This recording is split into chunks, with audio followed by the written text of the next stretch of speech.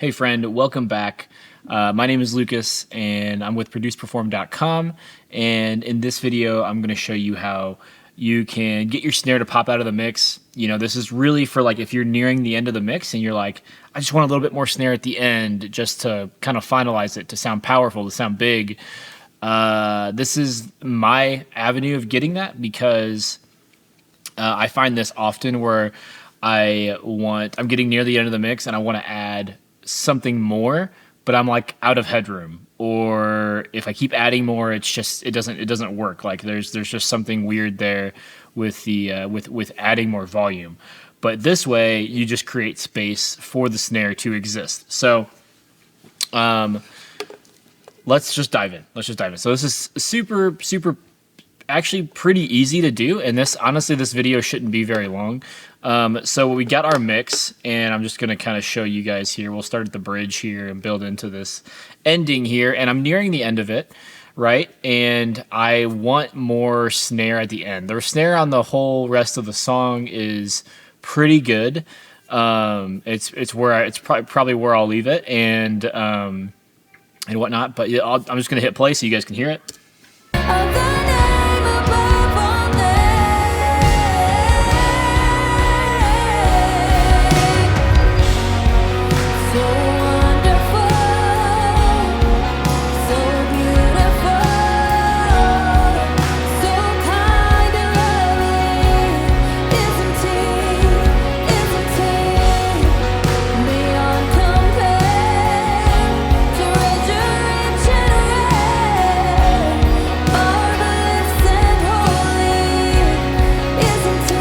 So yeah, overall mix is sounding great in my opinion.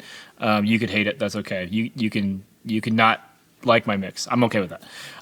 But there's just you guys can probably tell, like in the bridge there, you know, the snare was hitting well, and then in the build, and then when it gets into the chorus, you just kind of like you want a little bit more of it. And I tried just putting like a few extra dB, but it just didn't feel right. So here I'll show you guys that real quick. So we're at like negative 5.9 on my snare bus, and so we're just gonna pull that up a few dB, and then we'll listen to it.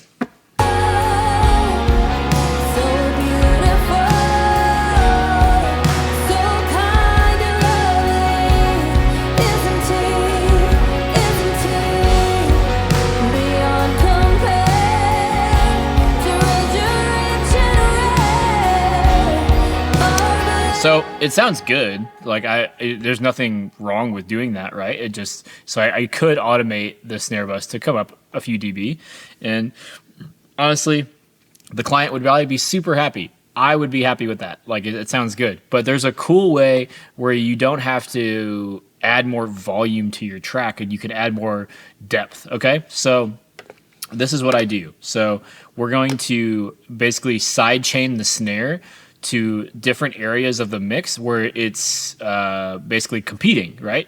And so first things first is I'm actually going to do this in the cymbals, and I usually do this anyway, whether or not the snare is doing too much or whether it's competing with other instruments or anything. I do this in the overheads and the cymbal mics because it's going to keep the snare sound a little bit more consistent in that top range where you're really hearing the tone of the snare.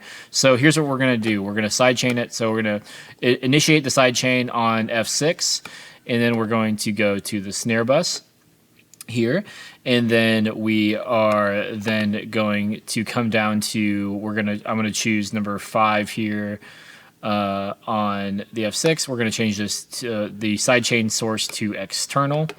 And now you will see as I hit play, this will react to the snare being hit. Cool, so you see it pops up when the snare is hit. So what we're gonna do is we're gonna dial this in to where it is, where the snare is hitting the threshold.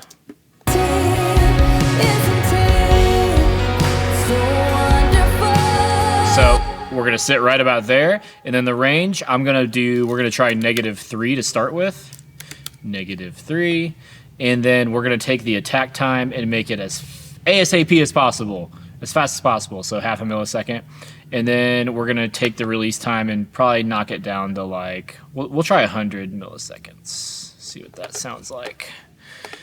And then so now you're going to see on this node right here that it's going to drop. Like it's gonna drop whenever the snare hits.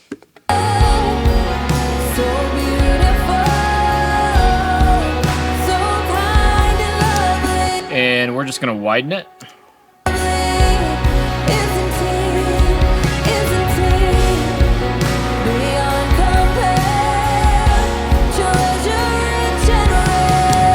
And what that's going to do is just make sure that that snare stays very consistent in the overheads. And so now what we're going to do the same thing to a lot of other things. So here's what we're going to do.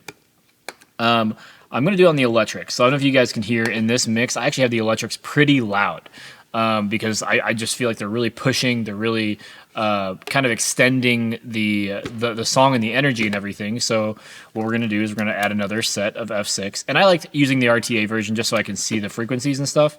You don't really have to. I mean, honestly, it's better to sometimes mix without seeing the frequencies so that you can get better at hearing it. But in this case, we're just going to leave this probably around the 3K area on the guitars on where it's competing.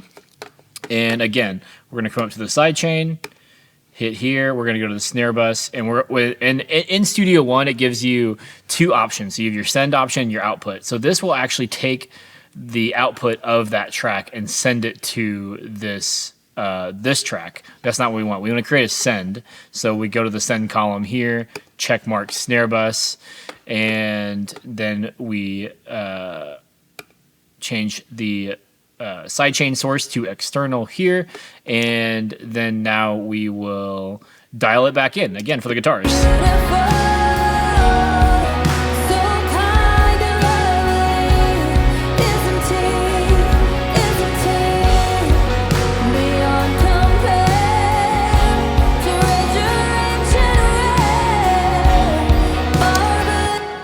And I want you guys to listen. The guitars don't really change tone, so we're just gonna solo that and the guitars here. Did it actually solo both? No, it didn't. There we go. Solo. Oh, apparently I have a soloing setting off here. But it doesn't really matter in solo because no one's listening to it solo, so I shouldn't even be doing that anyway. So you guys can't even hear the actual solo anyway. But you know, you guys can see it's just bringing it down a few dB, and you can adjust that. And on some of these guitars, there's a lot happening, so you can actually adjust it even more. So let's just listen to it again.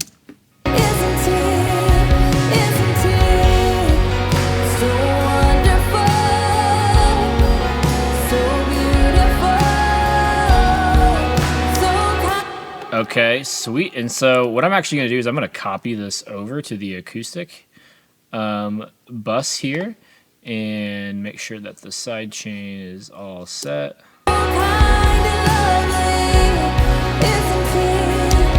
And then one more time, we're going to do it on the keys bus, and we're just going to double check it again.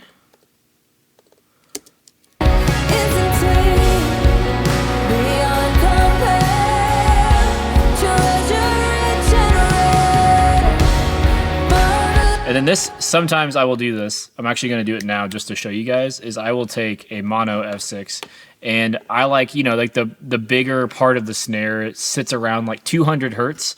And I'm not 100% sure where it is right now. I hardly ever do this, but I just want to show you guys that this is a cool trick that you can do. So again, we're going to sidechain, snare bus, and we'll dial this one in, but I'm looking for that low end part of the snare, kind of like where the weightiness of the snare is, where it you can almost feel the snare a little bit. You know, so we all like these big fat worship snares, right? So we're just making a brief room for this. And with this, I'm going to lower the release quite a bit because I really don't want it affecting the bass too much. So we'll set the range to -2, somewhere around there.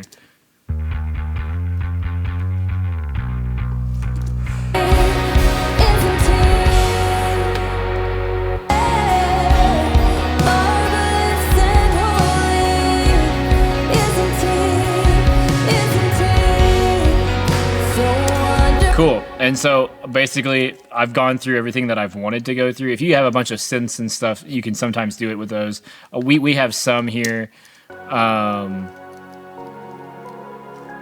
they're not very loud, especially in this part.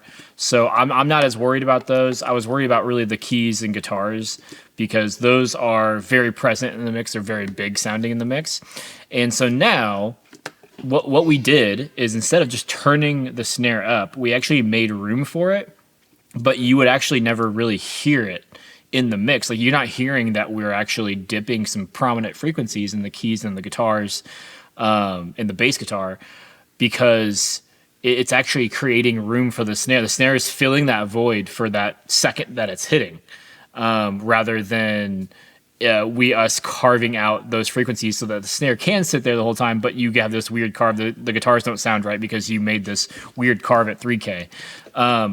And so now, instead of turning the snare up, we can just leave it where it is, and it sounds huge.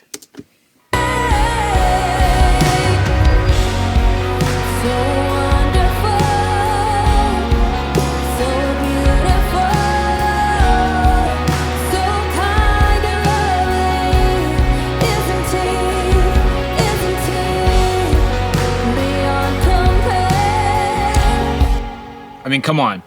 So I love that.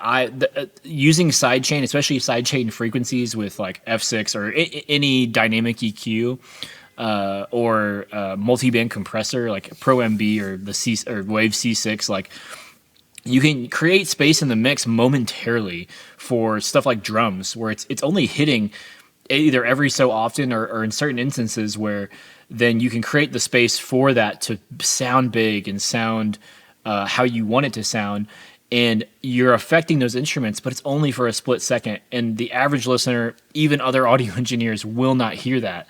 And so do not be afraid to use sidechain dynamic EQ or sidechain dynamics, because it will create space in the mix for the things that you want to create space for, because you can do this with the kick with the bass and then like sub bass, synths and all sorts of stuff. Like, you want to clean up your low end. But ultimately I use this all the time for snare, because, we all want big snares. We all want our snares to be huge in the mix. We all want them to sound good, because for whatever reason we have this worship of asphyxiation on having a huge snare. And I don't think it's wrong. I think it's all brought us together to try to find the perfect snare sound. But that is it for the video, guys. Down below is the mixing cheat sheet for mixing live worship recordings. Check it out. It's absolutely free. No charge or anything like that. Just free. Just, enter your email, and then it comes straight to your email, absolutely free. And if there's any other videos you guys want me to do tutorials on, please let me know. I'm trying to do my best here. I can only do one video a week. I'm actually going to try to start doing 2 videos a week here soon. We're going to see if I can pull it off. But that is it for today's lesson. And thank you so much for watching. And I would love to hear from you. What was like the biggest thing about this video that you thought, like your biggest takeaway? Like, would you have normally just turned it up? Or would you have already thought to use sidechain dynamics? Or do you think I'm crazy and it sounded terrible? Either way, I'm okay with it. So I'll see you guys next week.